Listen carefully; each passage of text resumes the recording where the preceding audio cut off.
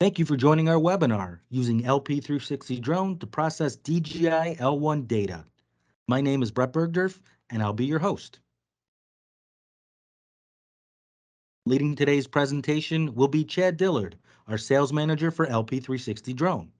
Chad has experience in land, hydrographic, and aerial surveying, having worked as a land surveyor at Jones Surveying for 6 years, conducting boundary and topographic surveys. Chad, it's great to have you here today. Thanks for joining us. Yeah, thank you, Brett. Looking forward to it. Great. Well, for today's presentation, Chad will begin with an overview of LP360 Drone. Then, we'll also review the capabilities and key features of the L1 for collecting LiDAR data. While we recommend our TrueView 3D imaging systems for highly accurate drone LiDAR and mapping, the DJI L1 is a capable entry-level UAV LiDAR payload. We'll conclude our presentation with a software demonstration from Chad on our updated workflow to help you get the most from your L1 data by processing an LP360 drone. During today's presentation, please submit any questions in the GoToWebinar chat on the left-hand side of the screen, and we'll get a response to you within 24 hours. So now at this point, I'd like to turn things over to Chad to give us that overview of LP360 Drone, share who it's for, and explain many of the features to help you maximize your drone survey data. All right, thanks, Brett, and thanks everybody for joining us today for our LP360 Drone and L1 webinar.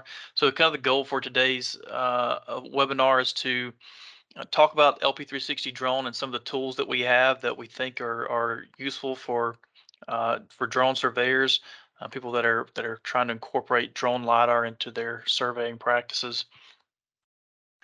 And so we're going to talk about some of those, and then at the end, we're going to go through a demonstration. I'm actually going to bring in an L1 data set, and we're going to go through the steps of correcting that data and highlight some of the issues that we normally see with the L1 and how to fix those.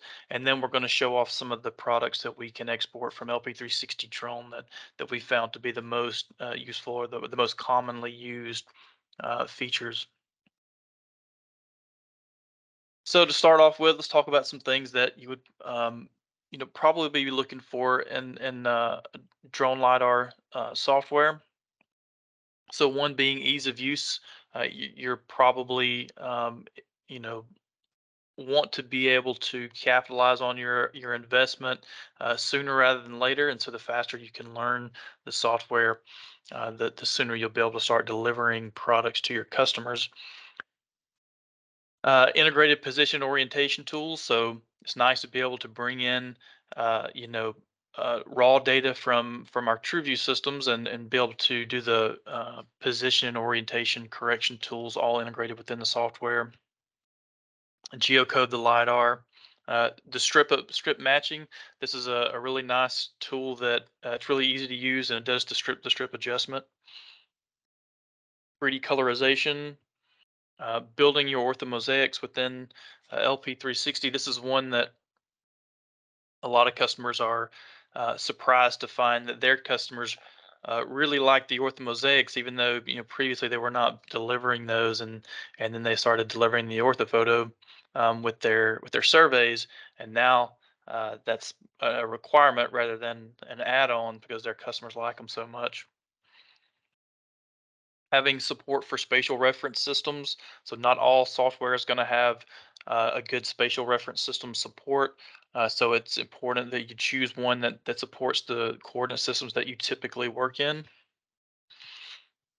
Visualization is another important one. So you want to have different visualizations tools to allow you to see the point cloud from different perspectives. Point cloud classification, surface modeling with break lines, building contours, DTM creation, and then some of the more advanced tools like power line extraction, stockpile volumes, rail extraction, those types of things, all built into the software. So those are, at some point in time, you're probably going to find that you need some or most of these tools when you start processing point clouds.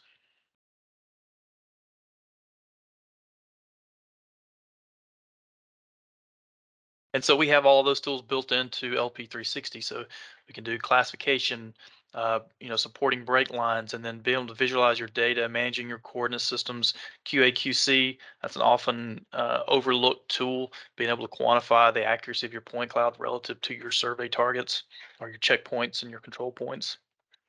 And then finally being able to export products.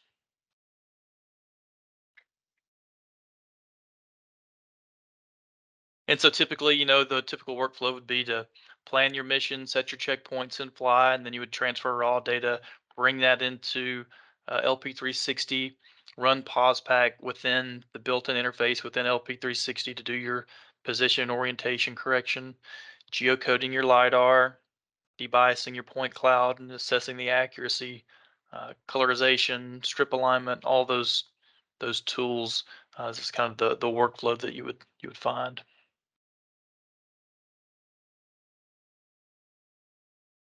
I mentioned accuracy assessment. This is one that um, seems to be often overlooked. It's a very useful tool, and it's actually something that I would consider a must-have if I were purchasing a software, because I would want to be able to quantify the accuracy of the point cloud relative to my checkpoints or my control points.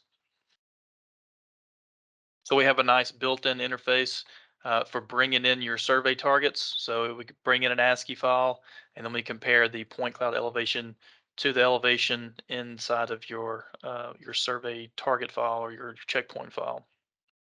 And this will give you a lot of confidence when you start delivering surfaces and delivering contours. I can have a lot of confidence in those products because I've been able to QC the data, and I know I have a hard number that represents the accuracy of my project.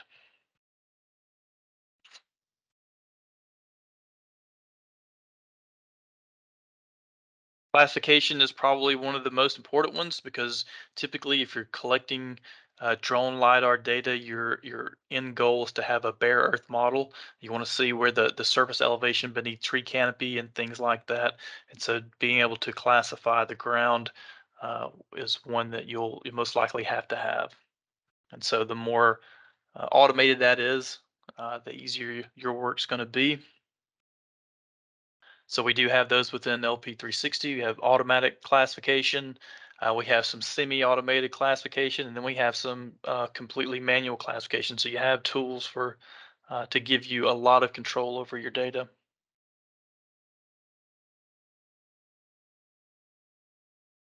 Grid to ground. So this is fully supported within LP360, being able to calculate a shift in your point cloud and apply that shift.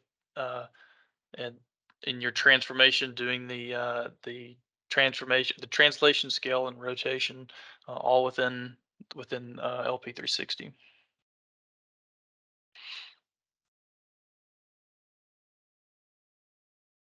Surface modeling with brake lines. This uh, may not be on your radar currently if you're just getting into drone lidar, but you at some point in time most likely will encounter a scenario where you need to force your surface to conform to a brake line. So probably you'll want to make sure that you have tools already in your software to enforce brake lines and be able to create brake lines. So we can digitize brake lines and drape your brake lines at a surface elevation or whatever the point cloud elevation is, and you can also set the elevation yourself. So that's useful for water bodies. If I'm doing hydroflattening and things like that, I can go in and set a specific elevation, force my point cloud to conform to it. Product generation. So, a classified point cloud is typically the source of other deliverables like contours or elevation models. And then having the advanced workflows available to you in the same software package. Uh, if you're already doing these types of advanced workflows, then you'll definitely find this interesting. But then if you're also just starting out, the end goal would be able to expand your portfolio, your offering, as to what products you can deliver, and so you'll be able to have those tools already in the software um, that you're used to working in with LP360. So a case study where we participated in a project in Brazil where we collected 220 kilometers of power line with our TrueView 515, and we processed through LP360 Drone. It was total of 128 flights, and we ended up classifying 746 towers and updated their heights in their GIS database. In that project, there were 922 danger encroachments identified, and that was for this project. The number that was used was anything less than 5 meters from the wire was considered a danger encroachment, and then uh, there were 45 critical encroachments, which means they needed immediate remediation. So the goal here was to be able to identify the wire, classify the wire, and then classify points that were within a certain radius of the wire, so we could identify where needed the most attention.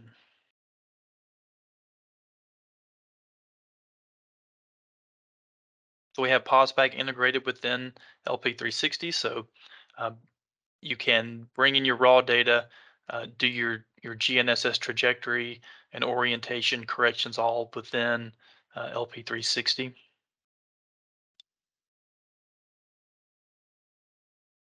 LP360 photos. So this is another nice add-on if you're delivering orthomosaics or you're producing orthomosaics. I've mentioned previously about customers not typically delivering this, and then they started, and now that's become a requirement from some of their customers because they liked it so much. So orthomosaics are I found to be very useful when you're doing classification because you can look at the orthophoto and identify objects that may not be as obvious in the point cloud. So we have a photo processing engine built into LP360. We use Agisoft Metashapes processing engine. So you take your raw photos. When you import your raw data into the project, we process the position and orientation of the photos, and we build in the orthomosaic right there within LP360.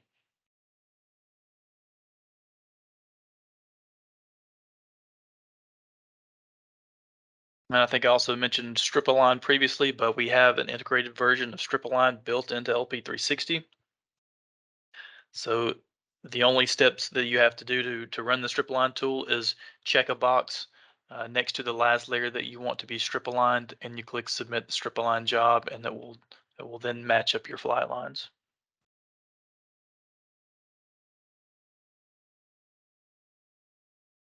So another useful tool, um, the Evo Explorer package. So if you purchase LP360 Drone, you get Explorer licenses.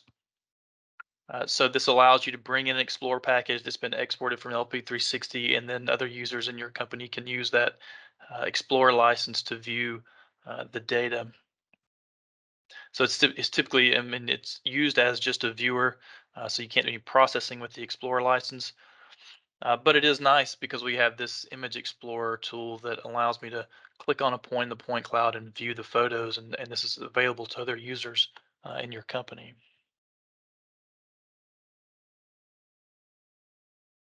So we also have some strictly photogrammetry workflows for some supported sensors. So for the Phantom 4 RTK and then the M300 RTK with the P1 camera, we support PPK processing of those photo positions and then building the point cloud and the orthomosaic all within that LP360 interface. So of course we recommend our TrueView line of sensors for professional systems. However, we think the L1 is a great entry level sensor. It can be the data can be cleaned up and made usable using the right software steps. Okay, so yeah, I'll turn it back over to Brett, and I'll let Brett cover some of the details of the L1, and then I'll pick back up for the demonstration. Thanks, Chad. And as he mentioned, the DJI L1 is our recommended entry-level UAV LiDAR payload. As I mentioned earlier, of course, we recommend our TrueView systems first. However, if you are looking to buy an entry-level system, you can make it the DJI L1. And now we have some materials from DJI to learn more about the features of this L1 sensor. Let's take a look. The Zenmuse L1 integrates a LiVox LiDAR module, a high-accuracy IMU, and a camera with a 1-inch CMOS sensor on a 3-axis stabilized gimbal. When used with the Matrice 300 RTK and DJI Terra, the L1 forms a complete solution that gives you real-time 3D data throughout the day, efficiently capturing the details of complex structures and delivering highly accurate reconstructed models. Here are some of the key features of the L1. It integrates a LiDAR module, an RGB camera, and a high-accuracy IMU. The point rate is 240,000 points per second. It has an IP54 ingress protection level. The accuracy is 5 centimeters vertical and 10 centimeters horizontal, with up to 3 returns supported. The L1 also lets you view point cloud models in real time. It has a detection range of up to 450 meters and covers 2 square kilometers in a single flight. The L1 allows you to visualize data as you fly with a LiVox LiDAR module. You can generate true color point cloud models in real time or acquire 2 square kilometers of point cloud data in a single flight using the LiVox frame LiDAR module with a 70-degree field of view that supports 3 returns. The L1 has 2 scan modes, line scan mode and non-repetitive pedal scan mode. You can scan everything in view with a 20-megapixel visible light camera with a 1-inch sensor. Plus, render centimeter-accurate reconstructions thanks to its high-accuracy IMU, a vision sensor for positioning accuracy, and incorporation of GNSS data. With the Point Cloud Live View feature, real-time point clouds provide immediate insights on site, so operators are informed to make critical decisions quickly. You can also verify fieldwork quality by checking point cloud data immediately after each flight. You can also take measurements in real time. The L1 allows you to acquire and communicate critical dimensions on the point cloud model using real-time measurements and annotations. DJI Terra fuses the IMU and GNSS data for point cloud and visible light calculations, in addition to conducting POS data calculations so you can easily generate reconstructed models and accuracy reports. Some of the application scenarios include topographic mapping, where you can quickly generate topographic maps using accurate digital elevation models. AEC and surveying, manage the full project lifecycle using highly accurate point clouds and 3D models. With emergency response, at any time of the day you can gather critical insights in real time using true color point clouds. In law enforcement, gain situational awareness and forensic intel in real time to make informed decisions on site. In the energy and infrastructure sector, model sparse or complex structures in detail and manage them efficiently and safely. And finally, with agriculture and forestry management, you can gain insight into vegetation density, area, stock volume, canopy width, and growth trends. All right, and next, to show you how to get the most out of your L1 data, we'll turn things back over to Chad to demonstrate how to get the most out of your data with LP360 Drone. Thanks, Brett.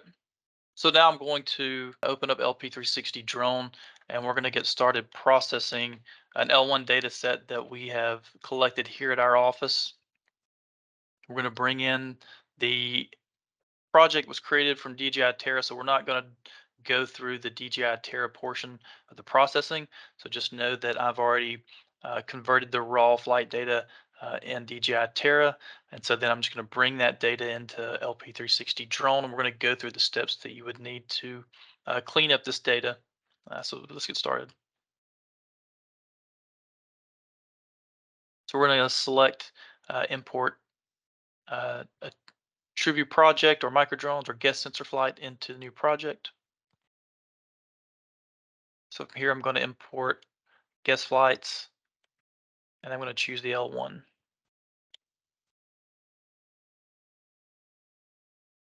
I'll go and choose my DJI raw flight folder.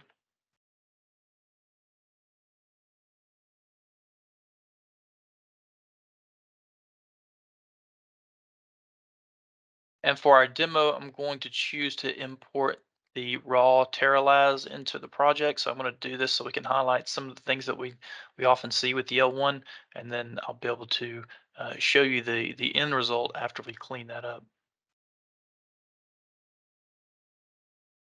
So I'll just give the project a name, and I'll choose my coordinate reference system.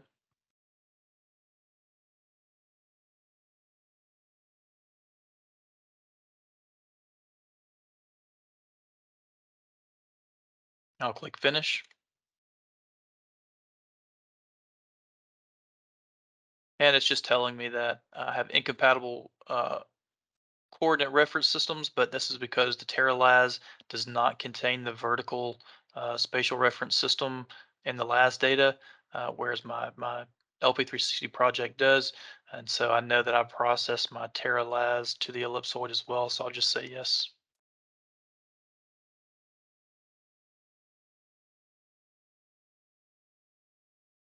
Okay, so I've got my TerraLAS being viewed on the screen. I can see my flight lines, and so uh, I'm going to display by point source ID really quickly. And what this normally should look like is I should see a unique color for each flight line. But since this last data was geocoded in Terra, it was geocoded improperly and did not have the point source IDs assigned to it, I can't see the individual flight lines. So let's look at what this surface might look like as a 10 surface. I'll zoom in and see that that's pretty noisy. If I were to draw a profile over this area where I know there's some overlap, and I can see we do have some flight line separation there. Using my profile there. Okay, so if I zoom in a little closer, I can see how uh, I can see where I have one surface here. This is where one flight line is. I only know this because I just happen to know where the flight lines are separated, but I can't see that with the point source ID.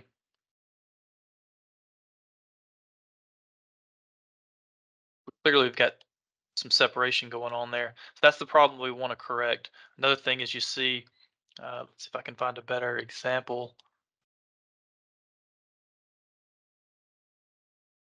It's a little more obvious there. I can see that I've got this cluster of points at the edge of this swath. So this is the edge of one flight line.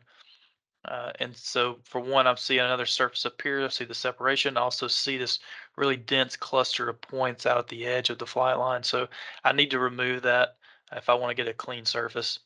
And so we're going to do that in the next couple of steps. We're going to do a couple of things. We're going to separate the last data into flight lines, and we're going to geocode a new point cloud uh, that has a more narrow swath that'll remove some of that noisier point cloud. So the first thing to do is create my flight lines. So I'm going to auto create flight lines for this one.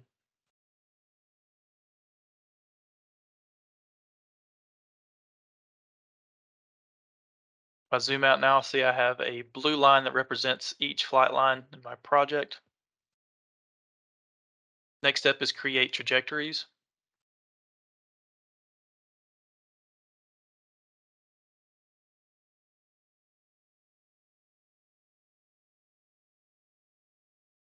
And then the third and final step, and you'll notice as I'm going down this toolbar, I'm just going from left to right. So I create the flight lines, trajectories. Now I'm going to geocode LiDAR. And this is where I'm going to choose that clip angle of 30 degrees. So this scanner has a scan angle of 70 degrees. So it's a 35 plus 35 minus. So I'm gonna shave 5 degrees off of each side. So I'm gonna go 30 degrees plus 30 degrees minus. So I'm gonna geocode this point cloud.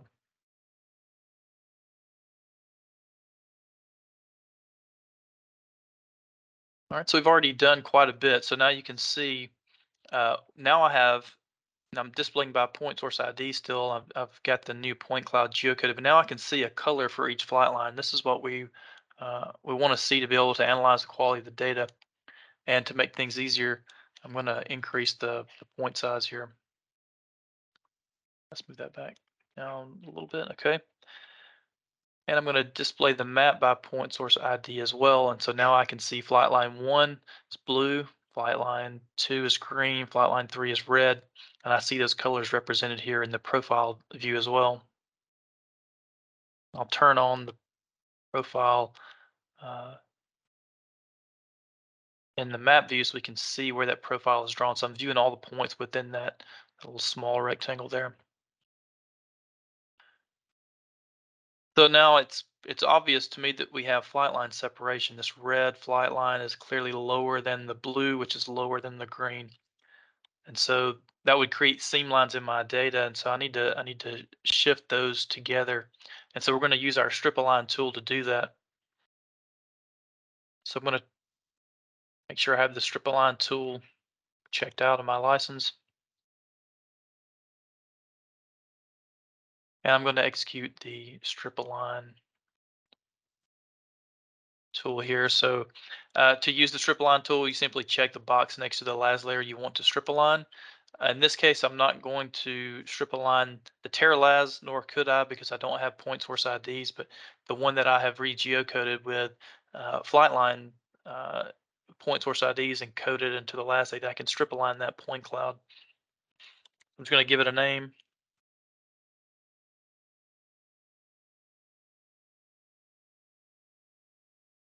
And I'll say yes.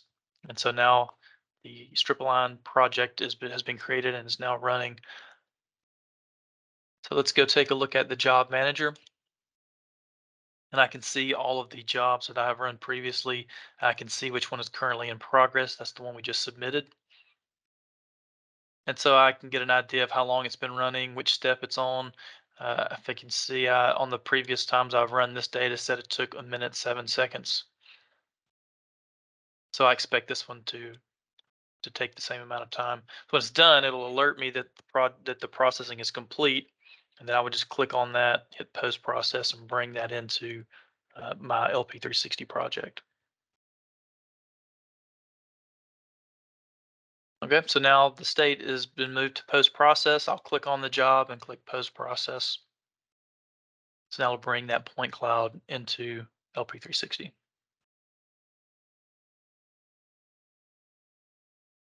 I'll close out job manager. Now you can see those layers have been matched up. And just to go back through the steps that we've completed so far, we're looking at the TerraLas straight from DJI Terra. I go to the LAS that was created as a result of me creating the flight lines and re-geocoding at 30 degrees plus and minus, and then after strip align. So a big improvement already. So we're going to run one more step. I'm going to run the smoothing point cloud task on this. And it'll help remove some of that noise that we see in the point cloud. It'll smooth that out quite a bit.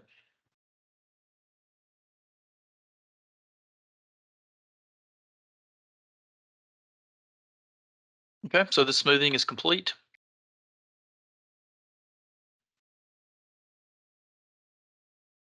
And I'm going to go in and rename that LAS layer. And now watch the profile as I switch over to the smooth LAS layer. Now you can see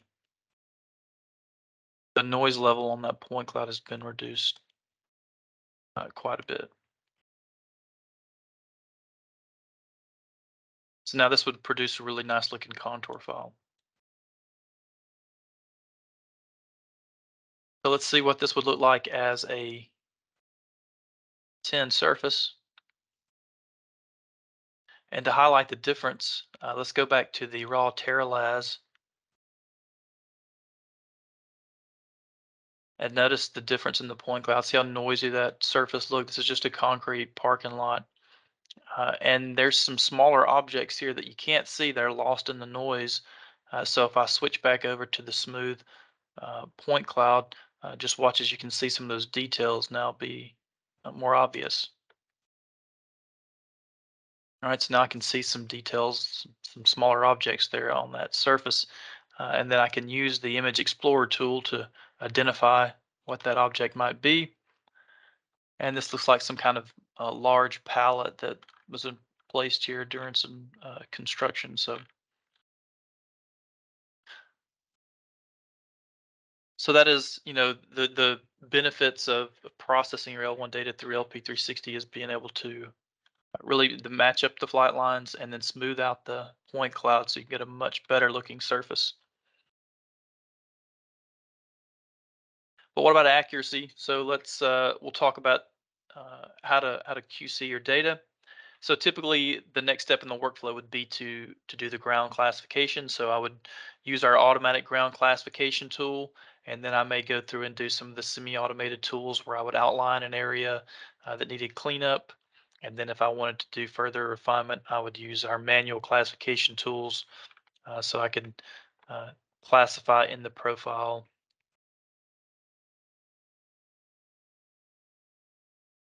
I would choose the destination class and then highlight the points I wanted to classify. Now that object is removed, that's classifying in the profile. Then I can also classify in the map view as well.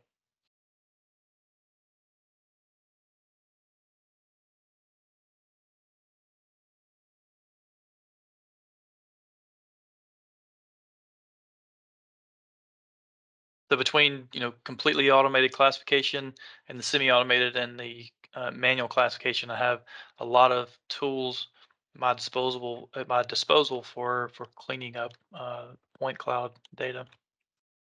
So I've already gone through. I've got another point cloud I'm going to bring in that I've already cleaned up. So I'm going to bring that in and show you what the final result would look like. So I spent about 10 to 15 minutes on this last data set cleaning it up.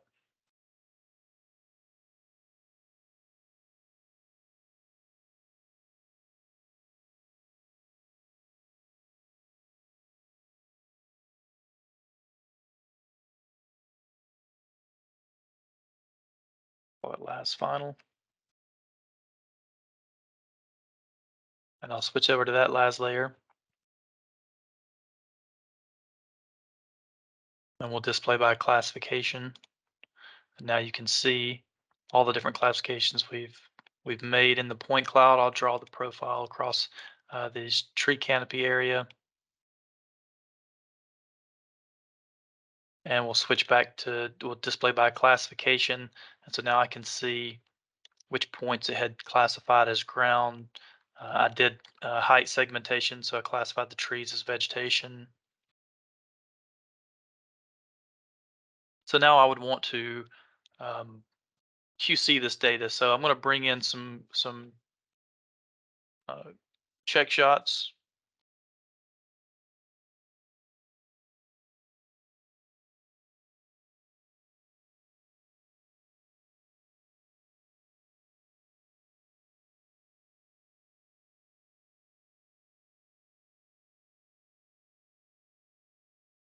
I'll choose those in the control points tool, and I'll open up our control report dialog.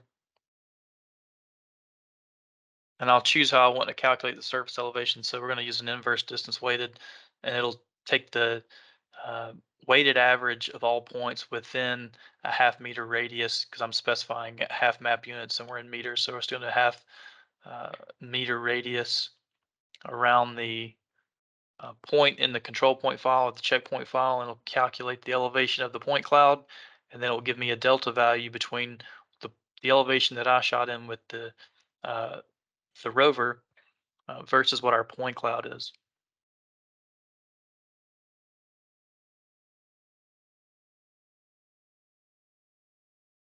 So we're seeing 5 centimeters, but I've made one mistake. I forgot to define which classification I want to use, and this is important. We want to QC the ground classification because these points were shot on the ground.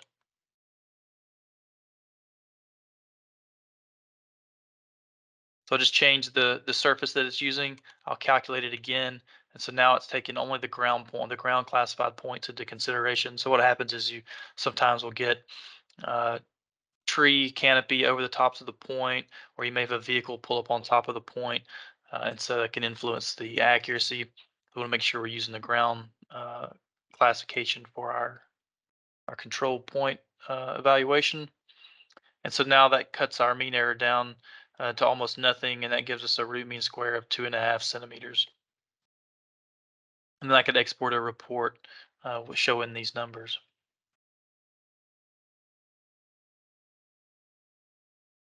Once I've done the accuracy assessment, and the accuracy, the point cloud has been uh, shifted to the control points, or it is accurate enough to produce 1 foot contours, I would go and export a contour file So I've already produced a contour file as well, and I'll bring that in.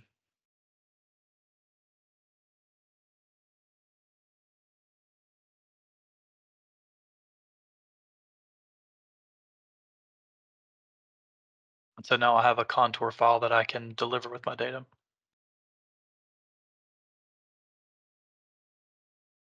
All right, so that's the end of the demo. That's the typical workflow with your L1 data. So you would take your raw data, bring that through LP360, do the strip alignment, do the smoothing, ground classification, accuracy assessment, and then contour export. And so let's go back through one more time just to look at the final results. So we'll start with the TerraLAS.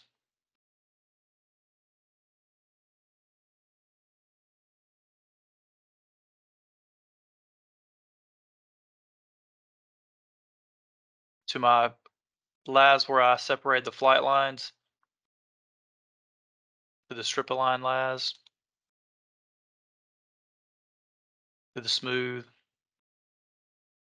and then to the final ground classified LAS.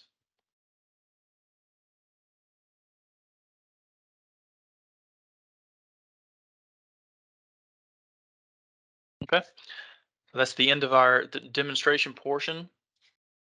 So now I'll turn it back over to Brett, and then, as he mentioned previously, that we will be answering any questions that came in. I'll be responding to those, and then we'll look forward to speaking with you. And if you're interested, please go to our website, lp360.com. And then if you want to have somebody from sales reach out to you, either email me directly or you can use the contact sales form on the webpage. All right. Thanks, everyone. Thank you very much, Chad. I think you made it very simple to see how you can really enhance your L1 data by using LP360 Drone. This concludes our presentation for today. We hope that overall we've been able to demonstrate many of the benefits of using LP360 Drone to enhance the data collected with the DJI ZenMuse L1. As Chad mentioned, if you have any questions or would like more information on anything you've heard today, please contact info@goq.com and we'll get back to you within 24 hours. Thank you very much.